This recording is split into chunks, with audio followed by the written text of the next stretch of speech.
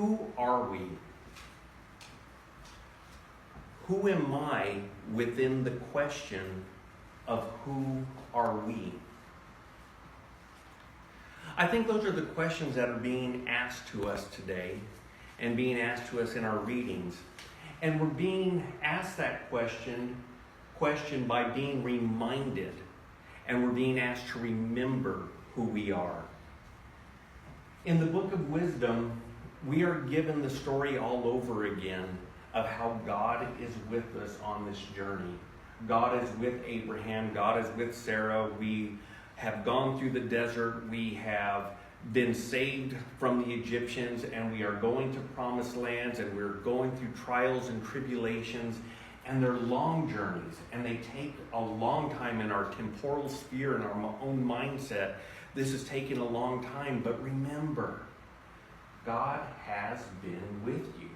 And God has been with you through it all. And Paul to the Hebrews continues this. He continues by saying, you know, we have this history. We have this remembrance of Abraham. We see what God asked of Abraham, and be faithful to it. And you saw that Abraham was faithful, and you saw that even during the most tragic moments of what you would think would be horrible, God comes through. And God is not going to ask you to do something that's not right. And even during the times that are just horrific, God will come through. And so it's curious how the gospel starts with Luke. And it starts with the phrase, be not afraid. We tell people to not be afraid when they're very afraid. And we're saying, be not afraid. And then right after that, what does Jesus say? Be not afraid. Now, go sell everything you have and give it to the poor. Talk about something that induces fear in us. Could we imagine what that is? To sell everything we have, give to the poor, and then what? What happens to our daily routine? What happens to the plans we have? What are we going to do if we are selling everything and give to the poor?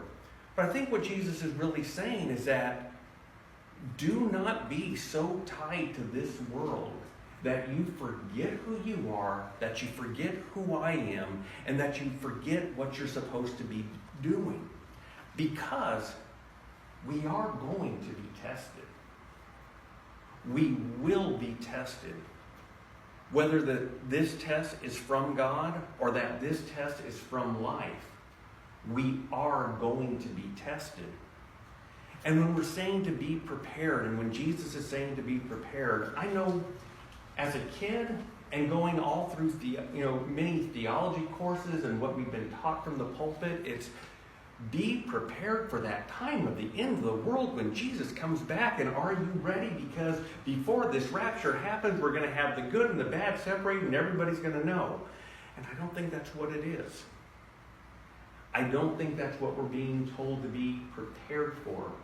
We're being asked to be prepared for when our test comes to us that we're not prepared for.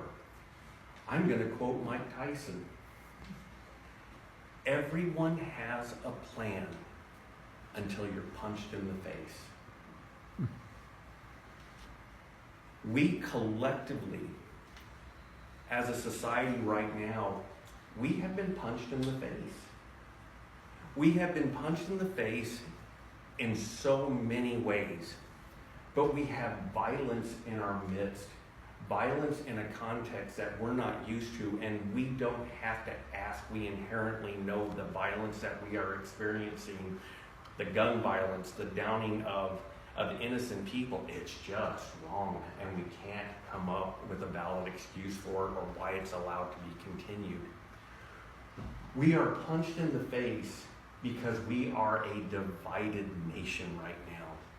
We are very divided with what is going on. We are divided against each other, and the name Trump comes up.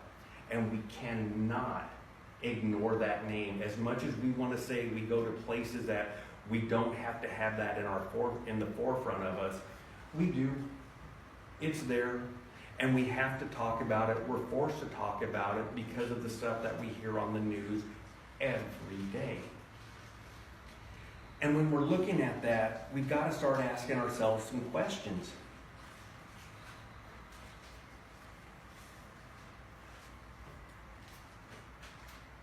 Who are we in this midst, and who are we in this context?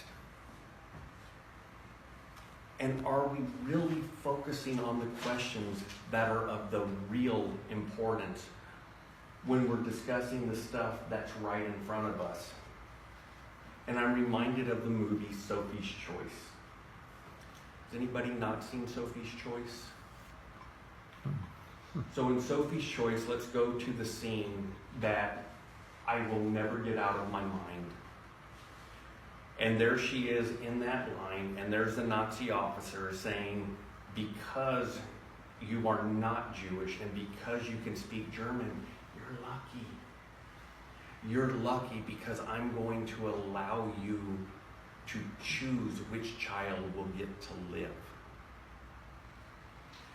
And she goes and she makes that choice because she has no other option. She has to make a choice or both die, and she says her son. Who can ever forget that scene?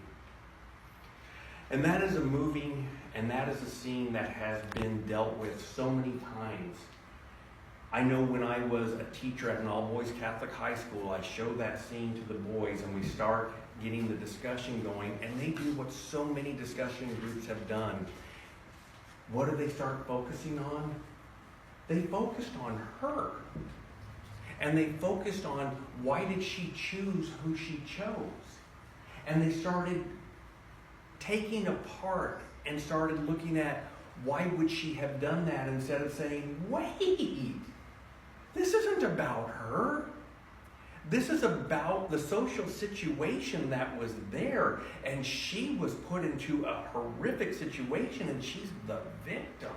She is not to be judged in this. Do we have some Sophie's Choices going on, and do we sometimes focus on the absolute wrong questions? Here we are with our left, our right, our conservative, our liberal, our Democrat, our Republican. And in this group, we're very safe. We all lean to the left. We all are pretty anti-Trump. We really don't go with the Republican mindset, and it's safe to speak in here. At the same time, we have people that we know that as soon as they start saying or start speaking in a manner that gives a more conservative bent, we start going to judgments. I know I do. And I'm wondering, it's like, well, if they're believing this, do they have a racist bone? If they're believing this, is this where they're really going? Are they really Christian? Are they really this, that, or the other? And sometimes those questions are valid, but they're asking the same questions of us. And we're not focusing on the right questions. And I was reminded by this when I was listening to NPR just the other day, and they're going over all the violence that's happening in El Paso. And they focus on a Hispanic woman from El Paso, and she's a conservative and she's a Republican. And what she said was just profound. She goes, how can I support Trump? And how can I support this Republican Party that has left me behind? That can have the rhetoric that they have and support the rhetoric that is there, that is a racist rhetoric that is against my culture. How can I support that? And she goes, and yet I'm a very, very devout Catholic, and I'm very pro-life. And the Democrats have left me behind. They dismiss who I am. I'm not even allowed to say what my opinion is. And when I bring up that I have a faith, that is trivialized to the point that is seen as juvenile. And where do I go? And when hearing her, it's like, that's who I am. That's who we are. And we have so much commonality. And yet we are being forced to choose one side or the other. And we have not taken the opportunity to follow our faith of who we are, to have these discussions. Within our own ECC, we're asking the question, what does it mean to be Catholic? What does it mean? Who are we? I don't know all the answers, and I'm always seeking the answers. And I'm looking forward to our discussion as we continue this conversation.